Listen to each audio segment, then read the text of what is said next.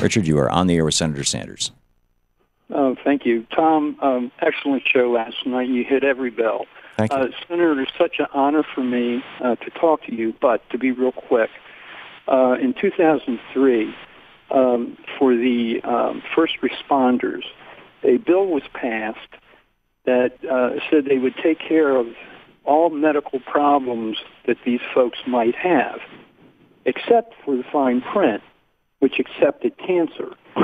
Now, the first responders now have a 19% population that has different types of cancer. Right.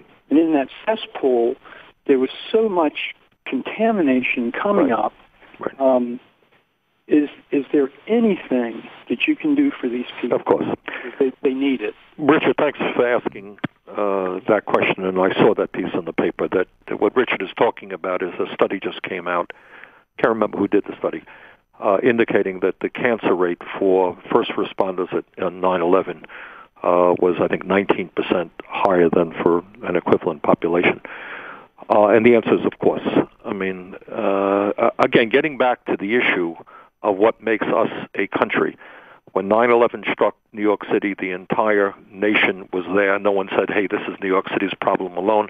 But you had within New York City and the surrounding areas thousands of people coming out, putting their lives on the line to go through that horribly toxic environment there to try to find if anyone was yet alive or to clean up the debris and to do what they had to do. And clearly, there can't be any debate on this. We have to give the support, as much support as we possibly can, to anybody who was made ill, cancer or anything else. But I should tell Richard, not so long ago, when the senators from New York State, Gillibrand and Schumer, were leading the effort to try to get some support for the 9/11 responders, they had to fight very, very hard to win over some of our Republican colleagues. But to answer Richard's question, it goes without saying that everybody who put their lives on the line to try to find survivors or do what they could is entitled to all the help we can provide them. We had on the TV show last week two 9/11 responders who've been one is a firefighter, the other was a police officer, as I recall, or a heavy equipment operator, and they both have cancer now, and both of them discovered this loophole in the legislation that says that emphysema is covered, things like that, but cancer is not covered.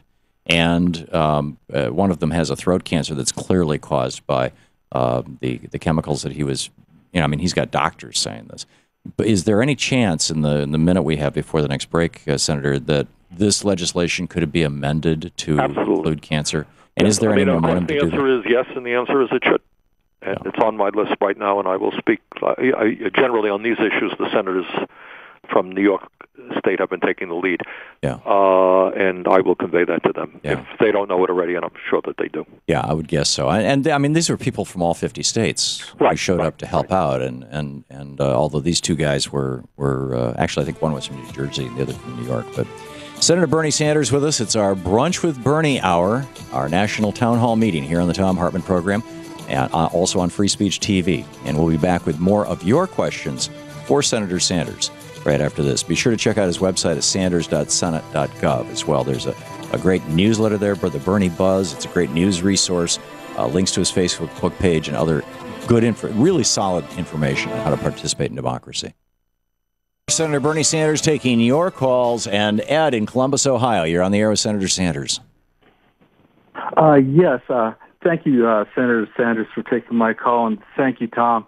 I've watched your show for the last month, and I'm impressed. Thank you. I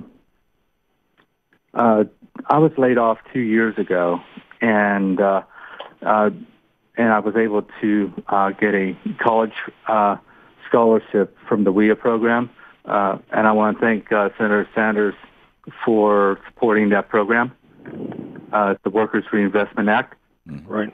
I'm about ready to graduate at Columbus State Community College in electromechanical engineering. Great.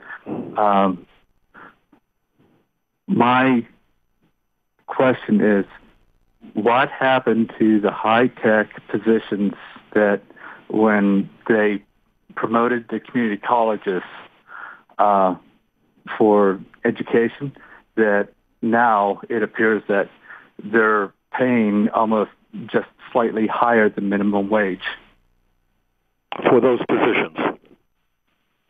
Yes. Well, you're asking, well, first of all, congratulations outsourced. for your persistence in getting your degree, and we certainly, if there's anything we need in this country, is engineers. We don't have enough, so thank you for what you're doing.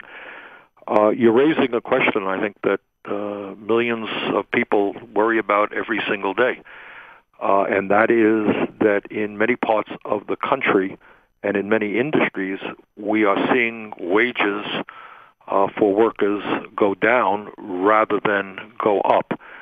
And the question that you're asking touches on what Tom and I would suggest is a race to the bottom. Among many other things, we have trade policies which have enabled corporate America to shut down in this country and to go abroad, and then to say, well, to workers, if you don't take pay cuts or pay more for your health insurance, we're also going to go to China or Mexico or someplace else. So you're seeing in manufacturing in general some really horrendous stories about wages plummeting. I often talk about in Detroit the good news being that the automobile industry is rehiring. Bad news is that you have some workers there are making 50% less than what other workers doing comparable work are doing. So you've raised an issue, and that is that not only are we dealing with 16% real unemployment, we're dealing with millions of workers who are seeing their wages going down or the jobs they're getting paying less than what people were earning a few years ago. So it's an issue dealing with trade, rebuilding our manufacturing sector, helping develop trade unions in this country to stand up and fight for workers. But you touched on a very, very important issue. Jim in Seattle, you're on the air with Senator Sanders, and thanks for listening to Talk 1090. Hey, gentlemen, it's a pleasure to be on with you. Bernie, let me make a point here, and then I'll throw my question at you. As you mentioned and Tom has mentioned, a lot of millionaires and billionaires are getting richer, but the economy's in the tank right now, and just like the last call, wages are being lessened. Okay, you've got the transportation bill coming up. You've got the FAA negotiations coming up. You know the Republican/Tea Party are going to demand to break the unions in these contracts. Do you guys have anything planned to combat them if they try this? What can be done to withhold the positions where the unions can sustain with the FAA and with the transportation bill coming up? Well, Jim, what I can tell you is that I will work as hard as I can with the unions to make sure that workers get all of the rights that they are entitled to. We had an absurd situation recently where the Republicans wanted to maintain a situation where you had you needed a majority of the entire shop rather than a majority of the workers voting in the election, which makes no sense at all. So all I can tell you, Jim, is that the issue of protecting union workers, the issue of making sure that workers do not see decline in their wages is of enormous consequence. I have not been supportive of the president putting a freeze, for example, on all federal employees not getting wage increases for 2 years. Maybe if you're higher income guys, that's okay, but certainly not for your lower income people. Not only for federal employees, it sends a signal to the private sector that they don't have to raise wages as well. So, Jim, we'll be there working with the transportation unions on the issues that they're fighting on. Paul in Newcastle, Colorado. You're on the air with Senator Sanders. Yeah, hi, Senator Sanders and Tom. My question is, as a result of the Ponzi schemes and the swindle by Wall Street and the large banks, a lot of people lost their homes and their retirement and whatnot. And it seems to me that's a heavy liability on the groups or people that did it. And why doesn't a large law firm take up a lawsuit for the people that got screwed and go after the very groups and people that screwed them? It seems to me that it's a liability that should be put right back on the burden of the people that screwed them? That's my question. And I think it's a very good question.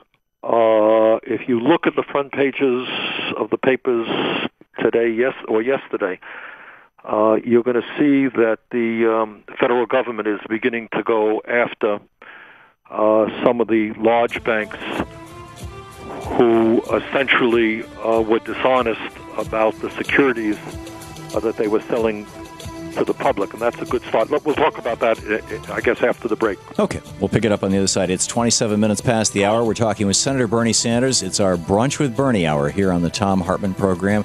Your opportunity to participate in the National Town Hall meeting with Senator Sanders.